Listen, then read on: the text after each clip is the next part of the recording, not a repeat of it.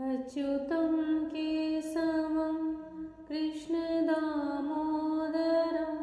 रामनारायणं वासुदेवं हरिं रामनारायणं वासुदेवं हरिं। जय श्री कृष्णा मेरी सोल फैमिली। आध्यात्म आपके अपने चैनल पर मैं नंदा आप सबका बहुत बहुत स्वागत करती हूँ। श्रीमद् भागवत महापुराण का पंचम स्कंद चल रहा है और विभिन्न नरकों की गतियों का वर्णन महाराज सुखदेव राजा परीक्षित से कर रहे हैं। सुखदेव जी कहते हैं, राजन, इस लोक में जो सर्पों के समान उग्र स्वभाव पुरुष दूसरे जीवों को पीड़ा पहुंचाते हैं, वे मरने पर शंद दूषक दंदशूक नाम के नरक में गिरते हैं। वहाँ 5-5 7-7 मुंह वाले सर्प उनके समीप आकर उन्हें चूहों की तरह निगल जाते हैं। जो व्यक्ति यहाँ दूसरे प्राणियों को अंधेरी खत्तियों, कोठों या गुफाओं में डाल देते हैं, उन्हें परलोक में यमदूत वैसे ही स्थानों में डालकर विषैली आग के धुएं में घोटते हैं। इसलिए इस नरक को अवट निरोधन कहते हैं। जो गृहस्थ अपने घर आए अतिथि अभ्यागतों की ओर बार बार क्रोध में भरकर ऐसी कुटिल दृष्टि से देखता है, मानो उन्हें भस्म कर देगा। वह जब नरक में जाता है तब उस पाप दृष्टि के नेत्रों को गिद्ध, कंक, काक और बटेर आदि वज्र की सी कठोर चोंचों वाले पक्षी बलात्कार से निकाल लेते हैं। इस नरक को पर्यावर्तन कहते हैं। इस लोक में जो व्यक्ति अपने को बड़ा धनवान समझकर अभिमानवश सबको टेढ़ी नजर से देखता है और सभी पर संदेह रखता है, धन के व्यय और नाश की चिंता से जिसके हृदय और मुंह सूखे रहते हैं, अतः तनिक भी चैन न मानकर जो यक्ष के समान धन की रक्षा में ही लगा रहता है तथा पैसा पैदा करने, बढ़ाने और बचाने में जो तरह तरह के पाप करता रहता है, वह नराधम मरने पर सूचीमुख नरक में गिरता है।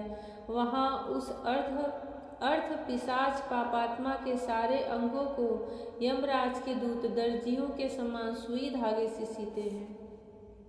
राजन, यमलोक में इस प्रकार सैकड़ों हजारों नरक हैं। उनमें जिनका यहाँ उल्लेख हुआ है और जिनके विषय में कुछ नहीं कहा गया, उन सभी में सब अधर्म परायण जीव अपने कर्मों के अनुसार बारी बारी से जाते हैं। इसी प्रकार धर्मात्मा पुरुष स्वर्ग आदि में जाते हैं। इस प्रकार नरक और स्वर्ग के भोग से जब इनके अधिकांश पाप और पुण्य क्षीण हो जाते हैं, तब बाकी बचे हुए पुण्य पाप रूप कर्मों को लेकर फिर इसी लोक में जन्म लेने के लिए लौट आते हैं। इन धर्म और अधर्म दोनों से विलक्षण जो निवृत्ति मार्ग है, उसका तो पहले द्वितीय स्कंद में ही वर्णन हो चुका है। पुराणों में जिसका 14 भुवन के रूप में वर्णन किया गया है, वह ब्रह्मांड कोश इतना ही है। यह साक्षात परम पुरुष श्री नारायण का अपनी माया के गुणों से युक्त अत्यंत स्थूल स्वरूप है। इसका वर्णन मैंने तुम्हें सुना दिया। परमात्मा भगवान का उपनिषदों में वर्णित निर्गुण स्वरूप यद्यपि मन बुद्धि की पहुँच के बाहर है, तो भी जो पुरुष इस स्थूल रूप का वर्णन आदत पूर्वक पढ़ता, सुनता या सुनाता है, उसकी बुद्धि श्रद्धा और भक्ति के कारण शुद्ध हो जाती है और वह उस सूक्ष्म रूप का भी अनुभव कर सकता है। देखिए, यही शब्द, यही बात मैं बार बार कहती आ रही हूँ कि जब आप शुद्ध बुद्धि से इसका पाठ करेंगे, सुनेंगे या सुनाएंगे, तो सूक्ष्म रूप से भगवान भी आपको उसका अनुभव कराने लगते हैं। और यह ऐसा अनुभव है कि आप वह किसी से नहीं कह सकते।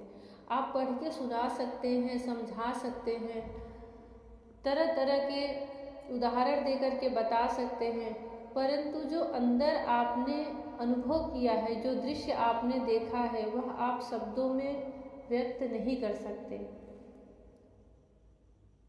भगवान की जो ये लीला है, भगवान की जो ये श्रीमद् भागवत महापुराण है, उसको जो भी श्रद्धा से पढ़ता है, यह सोचकर कि इसको मैं कृष्ण को प्राप्त करने के लिए पढ़ रहा हूँ, उसके बाद तो कृष्ण की ही जिम्मेदारी हो जाती है। उन पुराण के शब्द के जो अर्थ होते हैं, शब्द का जो एक निरूपण होता है, उसका जो सारांश होता है, वह सब भगवान कृष्ण आपके ही हृदय में दृश्य रूप से दिखाने लगते हैं। जो जो कथाएं इसमें आती हैं, उसका आपके हृदय में, मस्तिष्क में एक दृश्य की तरह दिखता जाएगा। आप उसको कैसे समझाओगे? वहाँ के वृक्ष कैसे दिख रहे हैं, वहाँ के पर्वत कैसे दिख रहे हैं, वहाँ की नदियाँ, वहाँ के देव और जो देवियाँ हैं, गंधर्व हैं, जिन जिन लोग का जैसे जैसे वर्णन चलता है, आपकी जितनी गहरी श्रद्धा है, वैसा अनुभव भगवान कृष्ण आपको कराते जाते हैं, क्योंकि उन्हें भी तो आपको समझाना है। हमने तो यह मान लिया कि हमें कृष्ण चाहिए और अपने तरफ से अपना कर्म भी करने लगे, पर जब तक भगवान कृष्ण अपना सहयोग नहीं देंगे, हम उन तक कैसे पहुँचेंगे? तो वो जिम्मेदारी ले लेते हैं, उनकी जिम्मेदारी हो जाती है आपको उन तक पहुंचने के लिए, और वह अंतर स्फुरित होने लगते हैं दृश्य के रूप में। वह सारी लीलाएं आपको दिखने लगेंगी। अभी जब दसम स्कंद आएगा और भगवान श्री कृष्ण की वह मनोहर लीलाएं प्रारंभ होंगी, तो वह जो कोई भी लगन से इसे सुन रहा है या पढ़ रहा है, कोई संशय, कोई दुविधा ही नहीं कि उसके हृदय में उनकी छवि ना दिखे। किसी न किसी भक्त के हृदय में यह छवि दिखी है, तभी तो आज वृंदावन में और भगवान के जो बड़े बड़े भक्त रहे हैं, उनके उन स्वरूप का वर्णन करते गए हैं और चित्र बनाते गए हैं। बहुत सारे लोग तो बस भगवान के तस्वीर देख करके, उनकी लीलाओं का जो तस्वीर और चित्र होती है, छवि, उसको देख करके उनसे प्रेम कर लेते हैं। वह इतना मनमोहक, इतना मंत्र मुग्ध करने वाला होता है। किसी न किसी भक्त के हृदय में वह लीलाएं जरूर दिखी होंगी, तभी तो वह भगवान के अंगों को इतना सुंदर बना देते हैं।